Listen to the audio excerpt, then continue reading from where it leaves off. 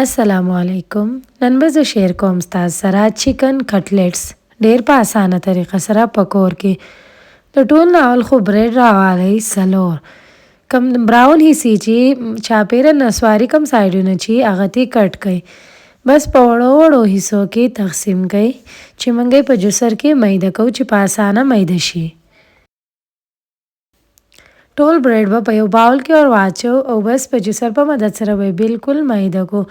دقیقه ته به اوس منګه ور واچو چکن بغیر د هډوکي نه ورته چکن ور واچوئ چرګ د سینې پیس او هغه به هم د دې سره میده کوو. خو د مخکې نه ورته مساله ور واچو پیپریکا پاوډر نیمه چمچه ادرک د ذائقې مطابق مالګه اوږه به ورته ور واچو یوه چمچه سویا ساس.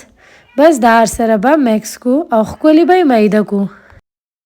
کله چې میده شي نو 4-5 منټه دپاره به موږ دا واغېږو چې دا مسالې هر ګوټ ته ورسیږي. د دې نه علاوه د چکن کټلیټس په د دې نه بیا په اسانۍ سره جوړیږي. لږ شان تیل پې ور واچوئ تقریبا یوه چمچه نو دا بیا په لاسو پورې هم نه نښلي.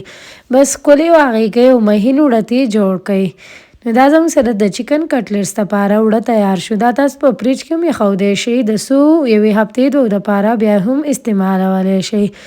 اوس به موږ دا رول کو که فرض که تاسو د لاس په مدد سره خورول غواړئ یا د بیلن په مدد سره بس چاپیره ګډې وړې کنارې ترې کټ کړئ او په بالکل په یو سایز کې ترې کټلیټس جوړ کړئ.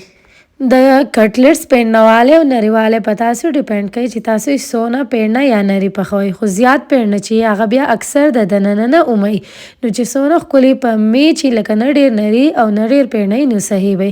بس انډې مکس کړئ او په هغې کې لږ شان تور مرچ یا سپین مرچ ور واچوئ او دا په هغې کې ډیپ کړئ. په دواړه سایډونو باندې بالکل ډیپ کړئ او بیا یې راوالئ او کم بریډ کرمز چې مطلب میده کړي کرمز یا وچې ډول لوټئ چې هغه میده کړئ او بس په هغې کې ووهئ. په دې طریقه سره ټول کټلیټس چې دي هغه اول په انډه کې ډیپ کړئ او بیا یې په دقیق بریډ کرمز کې تیل درمیانه ګرم کړئ چې ډېر زیات ګرم نه او په هغې کې دا ټول کټلیټس شامل کړئ. ګیس په ډېر زیات تیزوئ مو چې دا کټلیټس ونه سوځي. په دواړو سایډونو باندې یو شانتې ګولډن براون کړئ. نو په اسانه طریقه سره کټلیټس پاخه شي په کور کې. دغه شانتې وړې وړې ریسیپیانې تاسو په خپله په کور کې تیارولی شئ نو د بازار د ګرانو خرچو نه پې بچ کېدلی شئ. په یو چڼ کې ونیسئ بیا په ټیشو کې راوباسئ چې کم زیاتې تیل چې هغه ترې راکاږي.